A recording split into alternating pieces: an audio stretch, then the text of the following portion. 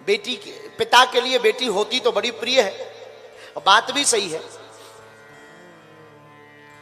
सबसे ज्यादा घर में एक बेटी ही ऐसी है जो अपने पिता की सबसे ज्यादा खुरक करती। पिता का ध्यान सबसे ज्यादा कोई रखती है तो बेटी।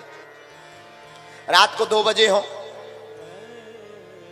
एक घड़ी माता जी नहीं उठेंगी, पत्नी नहीं उठेगी, बेटा तो उठेगा ही नहीं, निकम्मा। पापा आ गए, खोल दो, तुम ही खोल दो गेट, अब हम सो रहे, हमारा दिमाग खराब ना करो, सो मूड पर आ रहा, ऐसी बातें करके। लेकिन बिटिया कितनी भी थकी हो, बुखार में हो, बीमार हो, बेटी तुरंत जाएगी, झट से दरवाजा खोलेगी, पापा पापा पापा आ गए, पिताजी आ गए, आओ पिता आप बैठो, बीमार है आप बैठो पिताजी, हम रोटी बना देते हैं। बेटी का मोह पिता के प्रति बहुत होता है, और पिता का भी बिटिया के प्रति बहुत मोह होता है। हम तो देखते रहते हैं,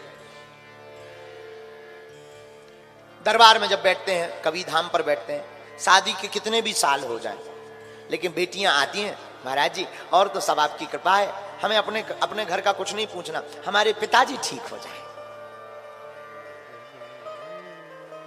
बल्कि ये धर्म पुत्रों का है, लेकिन ये धर्म बेटियां निभाती हैं। धन्य है हमारा भारत, भारत की बेटियों को इसलिए दुर्गा कहा जाता है। बेटियां जिसके घर आती हैं उसके घर खुशियां छा जाती हैं। बेटियां, पुत्र तो केवल एक कुल का नाम रोशन करते हैं, लेकिन बेटियां तो दोनों कुलों का उद्धार करती हैं। हमारा मानना है, हम आप लोगों से भी प्रार्थना करेंगे, हम लोग बहुत बड़ी गड़बड़ करते हैं और गलती करते हैं। बहू को तो लाते हैं, लेकिन कई बार छोटी मोटी बातों पर बहू के माता पिता को सुनाने लगते हैं। हमारी प्रार्थना है, कभी भी हो किसी के भी माता पिता की अवहेलना मत करना, क्योंकि अपने सबसे प्राणों का टुकड़ा, जिगर का टुकड़ा कोई दान में देता है तो वो बाप होता है जो अपनी फूल सी बिटिया को दान में दे देता है। आप कभी विचार करना, आत्ममंथन करना कि 20 साल जिसके घर में बिटिया चहचहाती रही हो, खेलती रही हो, जिस आंगन में कूदती रही हो, जिसकी प्रत्येक दीवाल से उसकी याद जुड़ी हो, घर की एक एक ईंट जिससे बोल करके बात करती हो, और उस बेटिया को एक ही रात में बाप अपने कलेजे पर पत्थर रख करके विदा कर देता है, उस बाप पर क्या गुजरती होगी।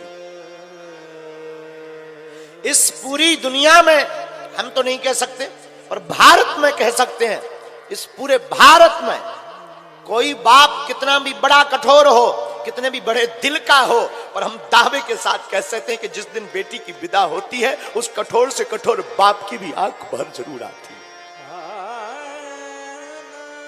अकेले में जा करके वो भी रो पड़ता है, उसकी भी नजर भर आती है। कितना भी कठोर हो, जब बेटी जाती है ना, विदा होती है ना, वो भी फूट पड़ता, बिखर जाता है।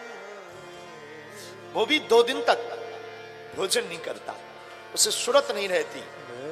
बेटी के सामने जरूर वो मन मार करके मुस्कुराएगा, कितना भी कठोर बाप हो पूरी दुनिया का, कितना भी कठोर बाप, लेकिन जब बेटी की विदा होती है तब उस बाप से पूछना उसका दिल कितना बिखर जाता है। इसलिए हमारी प्रार्थना है आप सबसे, सागर के वासियों से प्रार्थना करते हैं, अपने घर में महाभारत मत करना। तुम्हारे घर पर कोई बहू आए ना, बहू बनकर के आए तो क्षमा करना, वो बहू जरूर है तुम्हारी, लेकिन वो किसी की बिटिया भी है, ये मत भूल जाना। वो किसी की बेटी भी तो है, और वो जिसकी बेटी है उससे कभी पूछना, उस बाप से पूछना, उसने अपना तन मन धन सब कुछ लगाया, वो एक रात में विदा कर देता। और हम लोग बारात से आकर के इतनी बुराइयां करते, अरे नमक को नहीं पूछा, पानी को नहीं पूछा, हमको चाय नहीं पिलाई, फूफा जी को कपड़ा नहीं दिए, अरे ये तो सब हाथ का मैल है, खाना पीना तो ये सब साफ चलता रहेगा। होटलों में जाकर के तुम सर्विस ले सकते हो, बहुत अच्छी सर्विस ले सकते हो 100 रुपया खर्च करके। लेकिन हम तुमसे प्रार्थना करना चाहते हैं हाथ जोड़कर, उस बाप के बारे में कभी तुम कल्पना करना जिस बाप ने अपनी बेटी के विवाह के लिए 1 साल पहले से सोना छोड़ दिया हो, जूता खरीदना छोड़ दिया हो, कपड़ा खरीदना छोड़ दिया हो कि हमारी बेटी की विदा में कोई कमी ना रह जाए। हम कपड़े नहीं लेंगे पर हमारी बिटिया के आने वाले रिश्तेदारों को कोई कमी नहीं होने देंगे। कभी आप आत्ममंथन करना उस बाप के बारे में। वो 1 साल पहले से नहीं सोता है, 1 साल पहले से ये अचार खिलाएंगे, ये ना ये आम तोड़वा लाता, ये अचार खवाएंगे बारातियों को, ये स्वागत में टिफिन देंगे, ये हम कपड़ा पहुंचाएंगे रिश्तेदारों के यहाँ, ये हम टोपरी पहुंचाएंगे अपने रिश्तेदारों के यहाँ। और प्रार्थना करना, वस्तुएं तो लिपती आती जाती रहती है, राजा से रंग, रंग से राजा व्यक्ति बन जाता है, परंतु याद रखना व्यक्ति का संबंध लौट कर नहीं आता है। इसलिए नाता को भुनाना, नाता को बनाना। कभी भी हो आपके घर पर जो बहू बनकर आई वो किसी की बिटिया है, और वो अगर बिटिया है तो कभी उसकी अवहेलना मत करना, उसके माँ बाप को ताना मत सुनाना कृपा करके। और जिस दिन तुम ये कर लोगे, जितने भी लोग यहां सुन रहे हैं और भारत में सुन रहे हैं, दृष्टि का खेल है। अगर तुम्हारे घर में कलेश होता है तो कहीं ना कहीं यहीं से कारण प्रारंभ होगा। और अगर तुम अपने घर में सुख शांति चाहते हो तो आज की हमारी कथा सुनकर के जाना। तुम्हारी जिंदगी में बदलाव ना आए तो कर लेना, लेकिन जीवन में उतार करके जाना कथा को। मैं तुमको एक सत्य घटना सुनाता हूं। एक नया नया विवाह है, एक गरीब घराने की बेटी थी, दिखने में बड़ी सुंदर थी, तो अमीर घराने में उसका विवाह तय हो गया। विवाह हुआ, अमीर घराने में आई, अमीर घराने में आकर के वो बड़ी प्रसन्न, घर वालों ने बड़ा स्वागत किया क्योंकि दिखने में बड़ी अच्छी, गुणवान थी, सुयोग्य थी, बड़ी सरल थी, बड़ी सहज थी। इसलिए लोगों ने, परिवार वालों ने, उस बच्चे ने, उसकी मां ने, सासू मां ने स्वीकार कर लिया।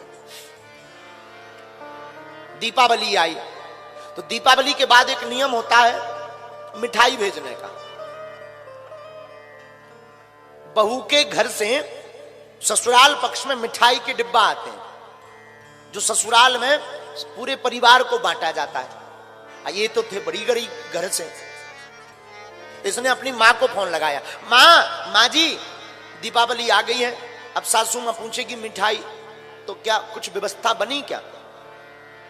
माँ ने कहा बिटिया तुझे तो पता है उधार उठाकर तेरे पिता ने शादी की है, अभी कर्जा ही 3.5 लाख चढ़ा है, अपने घर पर एक अन्न का दाना नहीं। बेटी फिर भी मैं कुछ व्यवस्था करके कुछ मिठाई भेजती हूं। शाम को माँ ने दोबारा फोन लगाया, बिटिया 1000 रुपया की व्यवस्था हो गई है, मैं तेरे घर पर ना 5 किलो मिठाई भेजती। तो बेटी ने सोचा परिवार इतना बड़ा है, 5 किलो मिठाई अगर आएगी तो मेरी सासू मां ताना सुनाएगी, हंसी उड़ाएगी। देखो कितनी बड़ी